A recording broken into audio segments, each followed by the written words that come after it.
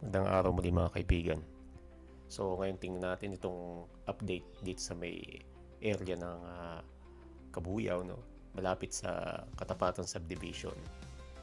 So itong area na ito ay nasasakop ng contract package S06 ng NSCR, no? So makita natin ito ngayong launching gantry ay nandito sa tapat ng Bamboo Orchard na subdivision, no? So nandyan siya ngayon at makita natin na nakapaglagay na sila ng mga parapet wall sa may natapos nilang mga viaducts. So may mga areas dito na nalagyan na nila tulad dun sa dulo na yun. And then nandito sila ay kasalukuyang na naglalagay sila ngayon yan. So yung tinitingnan natin ay going towards the Banlik area, no? Yun yung direction ng drone natin.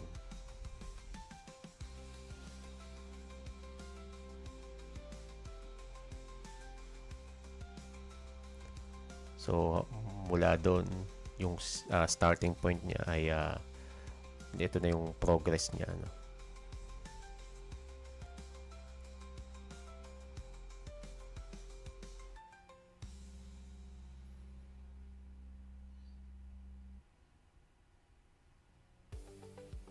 So dahil hindi ganong masalimuot ang row situation dito ay tuloy-tuloy lang yung mga ginagawa nila dito.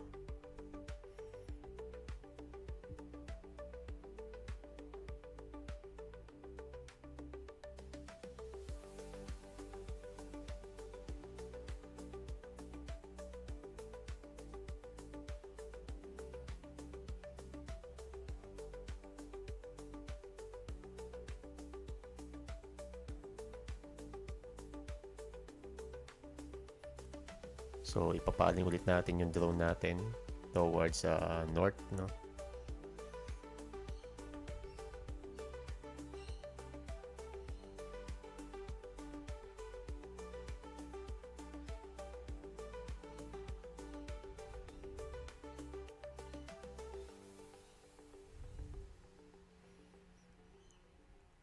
At ito na yung progress towards north.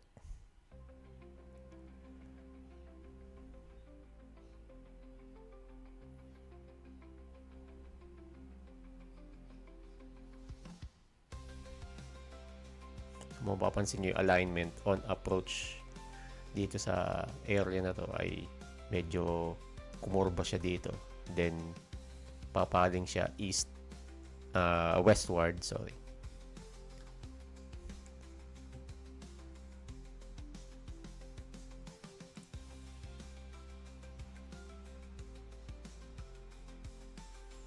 Then dito sa area na to, yan yung base dun sa plans, yan yung future Gulod station, no? Although kagaya na sabi ko dati, hindi natin alam kung ilalagay nila yon, no? Pero kumbaga handa na itong lugar na to kung sakali mang i-comments nila yon, no? So dati kinukuha pa lang nila ina-acquire pa lang nila tong lugar na to, no? Ngayon nalagyan na nila ng mga piles, no? So yan yung palatandaan, may mga sheet piles na sila dyan, meron na mga piles na naibaon dyan, nilalagyan nila ng pile cap. So i-post natin dito. Kung mapapansin nyo, itong row na to ay mas malapad siya kumpara dun sa normal na 30 meters lang na lapad ng row. Kasi nga itong area na ito ay may plans na pagtayuan ng isa pang station, pero yun ay in the far future pa nila maaring itayo, no? Kasi nga medyo malapit lang siya dun sa Kabuyaw station, no? Although dito kasi sa area na to, strategic siya kasi malapit siya dito sa mga kabahayan, no? May lumalagong residential area dito sa lugar na to ng Banay-Banay, no? So, sakop pa ito ng Banay-Banay, ng barangay Banay-Banay. Continue.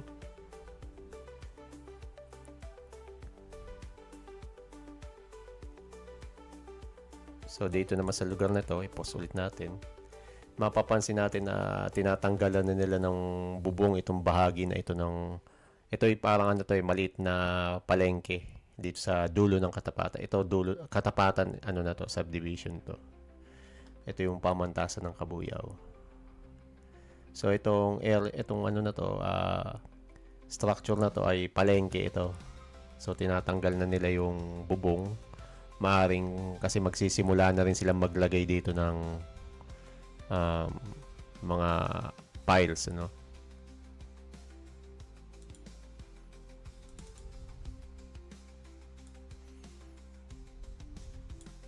So kung titingnan natin sa drawing, so dun sa plan, alignment plan niya, ito yung area na yan na dapat pagtatayuan ng, yung plano nilang pagtayuan ng future gulod station, no.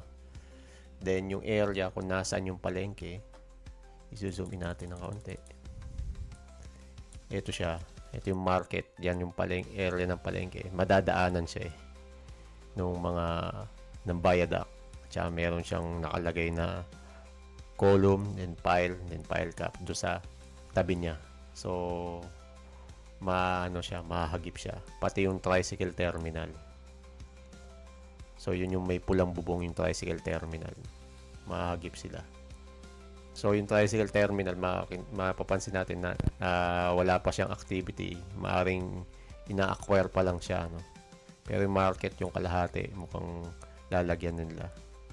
Pero kung itutuloy nila itong dito sa pagtatayo ng gulod station ay yung buong area na yun, yung nakinakatayo ng market ay kailangan nilang i-acquire kasi kailangan ng mas malapad na row ng future gulod station. So, ito yun. So, yan yung market na yan. At saka kasi meron pa siyang option na gagawin siyang 3 viaducts, no. So, ito yung parang representation niya, itong line na ito kung saan magda-diverge siya. Then itong platform ay magiging 3, no. Yung initial na design niya ay single ano lang siya, viaduct.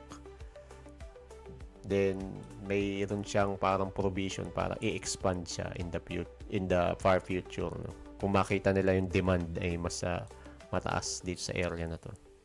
So para yan kung may mga express train na dadaan diyan, yung mga local commuter ay dito lang sila sa gilid habang hinihintay na dumaan yung express. Pero initially ganyan lang muna yan, no?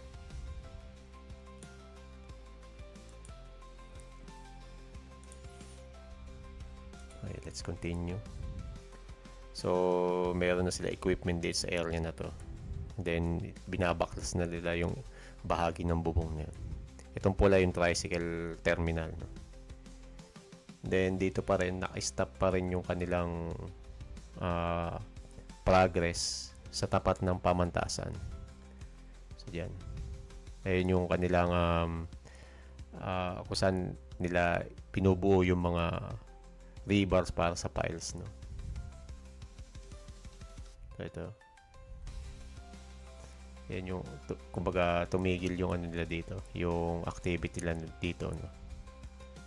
Kasi nga maaring hinahantay pa lang ma-acquire yung area dun sa may dulo ng Katapatan.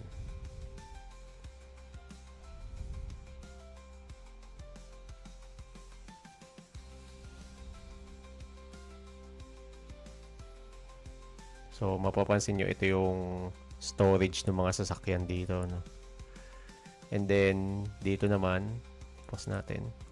Dito ay in-acquire nila itong area na to.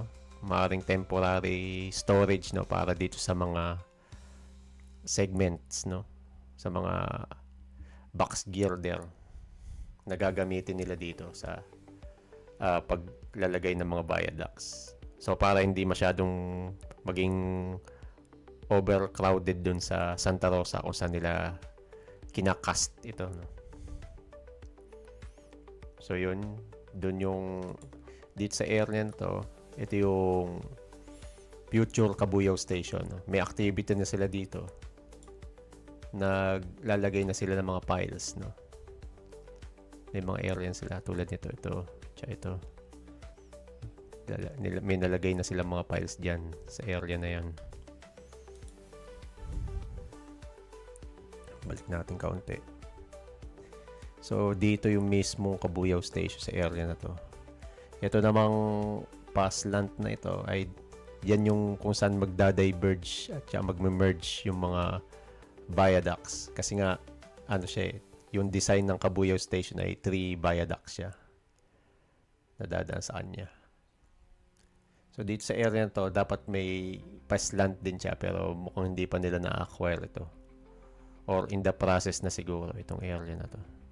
And then ayun yung last na nailagay na mga poste sa area na yun.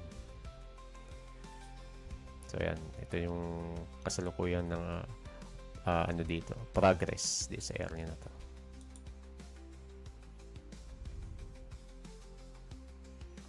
Yun yung mga activities nila dyan. So ito ulit yung temporary storage. Kung mapansin nyo, may mga nakaprepare na dito na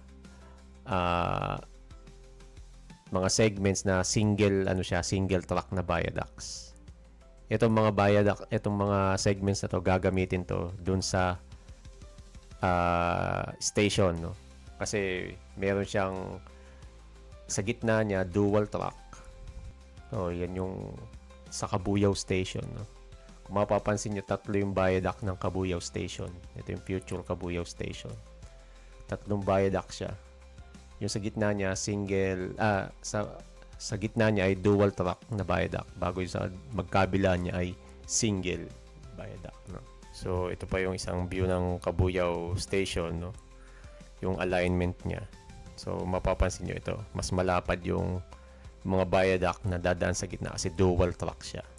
Yung sa gilid ay single track lang siya. Then yung sinasabi kong merge point niya dito, once na southwards, no, once na lumagpas na sa station ay mag-combine ulit yung mga viaducts niya into one, no? So ito yun. So yung nakikita nating ginagawa nila, maaring ito na yung itong mga viaducts na to, itong mga columns na ito yon. So yan yung kanyang alignment, no? So may batching plant din sila dito sa area na to.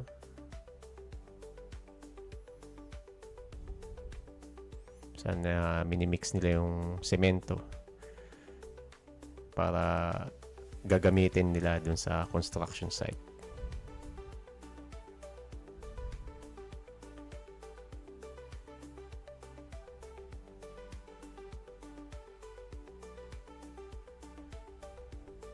So yan yung patching plant nila.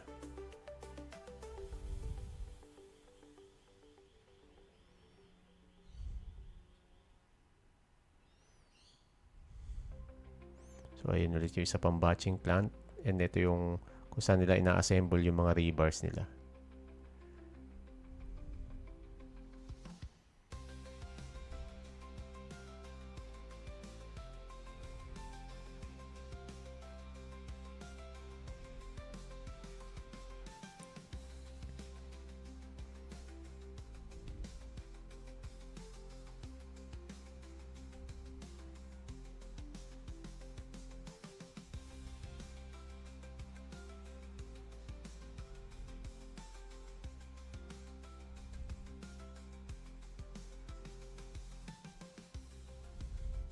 So ayun ulit yung area, no, kung saan yung activities nila ngayon. So hanggang dulo muna para dito sa area na to, sa update sa area na to. No? Maraming salamat sa inyong panonood.